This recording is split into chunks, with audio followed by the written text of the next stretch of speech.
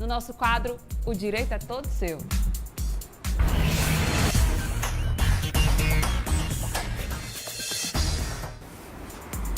Os problemas são muitos, né? Na hora de viajar, você sabe. Muitos. Viaja bastante. Viajo bastante, já tive... Que eu lembre assim, Dani, eu nunca tive mala extraviada, mas eu já viajei. A gente saiu para fazer um programa de televisão uma vez no Rio de Janeiro. Quando chegou lá, a mala da bailarina não estava. Não estava. Como era que ia fazer o Com as programa de roupas do televisão? show. Com a roupa da apresentação, enfim. São vários problemas, né? Esse é só um dos. Pois é, a gente vai discutir isso a partir de agora para falar sobre esses perrengues que podem atrapalhar a sua viagem. A gente recebe aqui no estúdio a advogada Juliana Coelho. Boa tarde, seja bem-vinda. Boa tarde, obrigada pelo convite. Vamos aqui esclarecer algumas dúvidas sobre o direito dos viajantes. Juliana, uma coisa que é uma dúvida que é muito pertinente é quando é que eu tenho direito de ressarcimento da minha passagem aérea? Voo cancelado, às vezes voo atrasado, você perde uma conexão, enfim, são vários problemas. Quando é que realmente o consumidor tem direito a receber de volta ou ter uma nova passagem? Primeiro caso é quando o voo é cancelado. Então você já está no aeroporto e seu voo descobre quando chega lá que seu voo foi cancelado. Então o consumidor tem direito tanto ao ressarcimento integral da passagem, se já tiver passado algum dos trechos, por exemplo, eu vou de João Pessoa para São Paulo, Orlando. Então eu já fiz João Pessoa, São Paulo, mas faltou cancelar o voo para Orlando. Então eu tenho direito a esse ressarcimento parcial. E também no caso de desistência. Existe o direito de arrependimento no Código de Defesa do Consumidor, que dependendo do tempo que eu tenha comprado, por exemplo, 7 dias após a compra, eu posso ter o ressarcimento integral. E após esse prazo, eu posso ter um ressarcimento parcial, com algumas multas, por exemplo. Até 7 dias, então, você consegue o dinheiro totalmente de volta. Isso. Sem taxa, nem nada. Exatamente. É dever da companhia aérea ressarcir o valor integral, tanto da passagem quanto daquelas taxas de embarque, por exemplo. Agora, os cancelamentos, por exemplo, por causas naturais. Choveu muito, teve que cancelar por sua segurança mesmo. Mesmo assim, as companhias aéreas são obrigadas a dar assistência ao consumidor. Isso. E quanto a isso da assistência, a gente tem aquele tempo para assistência material. Então, até 1 hora, a companhia aérea ela deve fornecer ligação, internet, alguma forma de comunicação para os passageiros. Depois dessa 1 hora, se o voo continuar atrasado, não caso de cancelamento, mas de atraso, ela vai ter que fornecer alimentação. Pode ser um voucher, pode ser a própria alimentação, mas ela é obrigada a isso. Acima de 4 horas, ela tem que oferecer transporte, caso você esteja no aeroporto da sua casa, por exemplo, no lugar da sua casa, ela oferece o transporte de volta para a sua residência.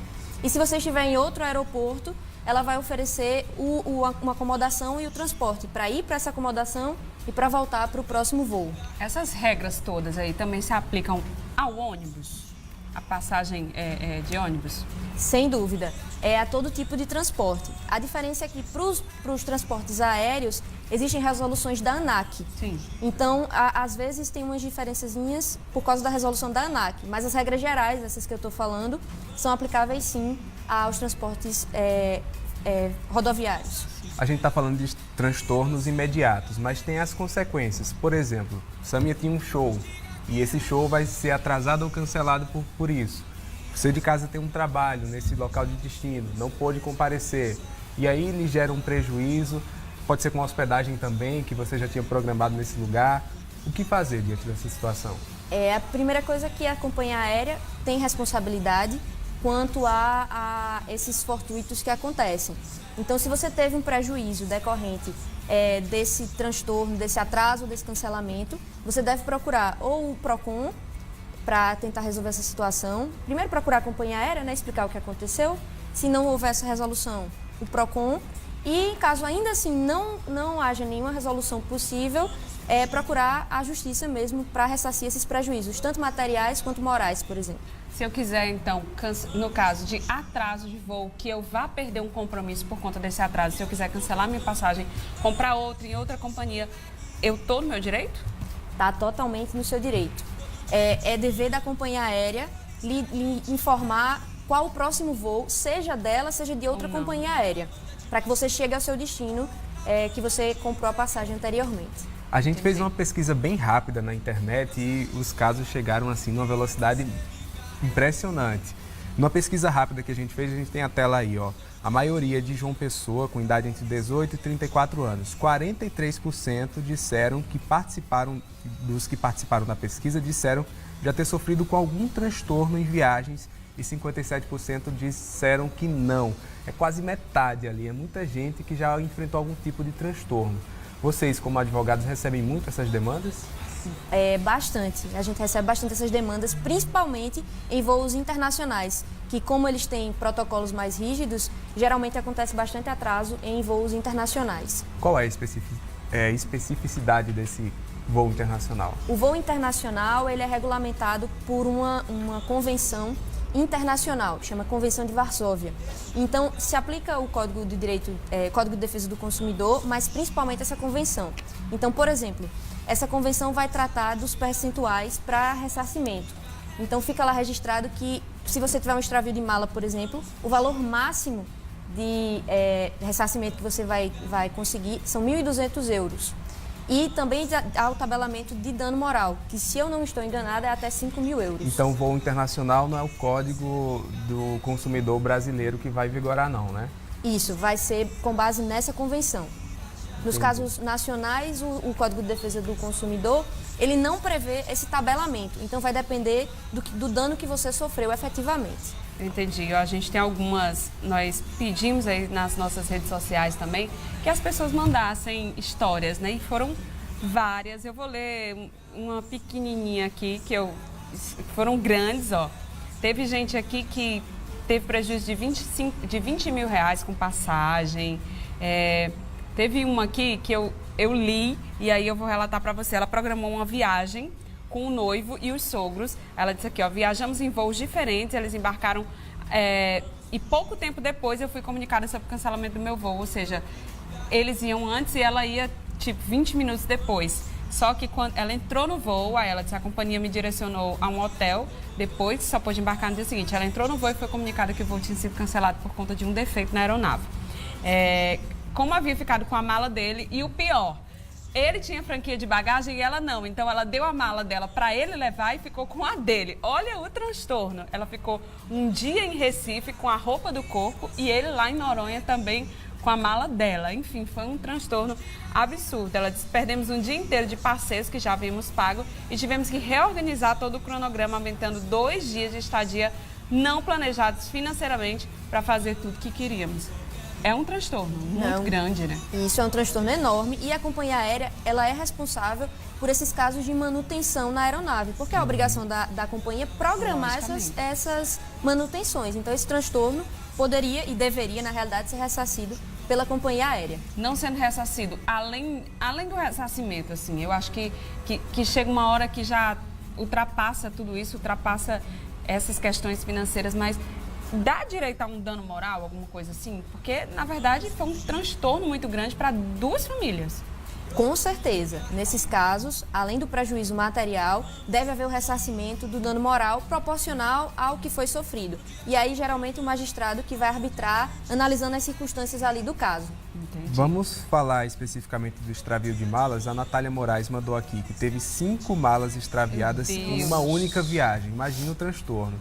2 dias depois, a companhia aérea fez a devolução. Apesar de ter sido resolvido rapidamente, os transtornos foram grandes. E aí, o que fazer? A mala foi devolvida, as malas, né? 5 malas. Mas aí ela teve todo o transtorno de passar 2 dias sem roupa, sem documento, às vezes alguém deixa, né? Quanto ao extravio de bagagem, existem alguns procedimentos que devem ser feitos. Você chegou no aeroporto, descobriu que sua bagagem foi extraviada. Então, primeiro você vai contactar a companhia aérea ainda dentro do aeroporto para fazer um registro do extravio. O segundo passo é contactar a ANAC. Pelo próprio site da ANAC, você pode abrir uma reclamação. E o terceiro passo é fazer um boletim de ocorrência. O ideal para esses casos de extravio de bagagem é você saber o que estava na bagagem. Então, por exemplo, você tirar uma foto antes daquela bagagem, você fazer uma declaração antes de entrar no avião, antes de despachar a mala. Se tiver algum bem de valor, você botou uma joia, sei lá, um computador, alguma coisa de valor mais alto, porque a companhia já sabia que tinha aquilo dali dentro da sua mala e vai ser obrigada a ressarcir. Quando se passa algum tempo sem a mala, a companhia deve dar uma ajuda de custo. Para você comprar uma roupa, ir em algum estabelecimento, ver alguma questão de documento extraviado, alguma coisa, então a companhia tem que dar uma ajuda de custo. nesses casos assim. E se ela não encontrar a mala em até 30 dias, ela deve ressarcir integralmente os valores que estavam dentro da mala. E aí você tem que ter como provar. Você tem que ter como provar. Por isso a importância de tirar uma fotografia da mala ou fazer um registro do que estava ali dentro para poder comprovar posteriormente. Acho que isso eu não tenho bem certeza, mas eu creio que em viagens internacionais a reincidência desse acontecimento é maior, né? Com certeza, principalmente quando a gente traz coisas... E conexões. Isso, principalmente pelo número de conexões e porque a gente traz mais coisas geralmente quando a gente viaja internacionalmente. E a gente está falando disso, eu já tive relatos de amigos, inclusive, que as malas foram abertas e sumiu bolsa, perfume, que geralmente é o que a gente traz quando vem dos Estados Unidos, por exemplo. Bolsa cara, perfume. Como é que faz isso? Como é que você faz para provar que tinha aquilo ali? A foto também? Nesse caso, a foto seria uma estratégia, mas se foi comprado lá fora, você provavelmente vai ter a nota fiscal. Então, nesses casos, a nota fiscal é suficiente para comprovar esses valores Tem que estavam como na você mala. notificar a companhia na hora de despachar a mala, olha, tá isso, isso e isso, para deixar aprovado, registrado? Sem dúvida. Existe uma declaração que você pode fazer antes de despachar a mala, indicando quais os bens que tinham na sua mala. Então, a companhia já fica ciente e, no caso de extravio, ela é obrigada, só por essa declaração, a ressarcir o que estava lá dentro. Para objeto de valor é muito importante, né? Isso. Roupa até que vai, mas... Entendi. Então é isso. Obrigado demais Muito pela sua obrigada. participação. Falando em mala, daqui a pouco a gente vai trazer algumas dicas, né, Samia? Dicas de arrumar mala Eu para não você que consigo está querendo arrumar isso. mala Não de jeito consegue? nenhum. Não. Eu consigo. Eu acho que esses anos todos arrumando mala eu não sei bem ainda, mas eu tenho certeza que eu vou aprender mais um pouco hoje. Agora, deixa eu pedir licença a vocês. Obrigada mais uma vez. Que eu quero fazer uma pergunta.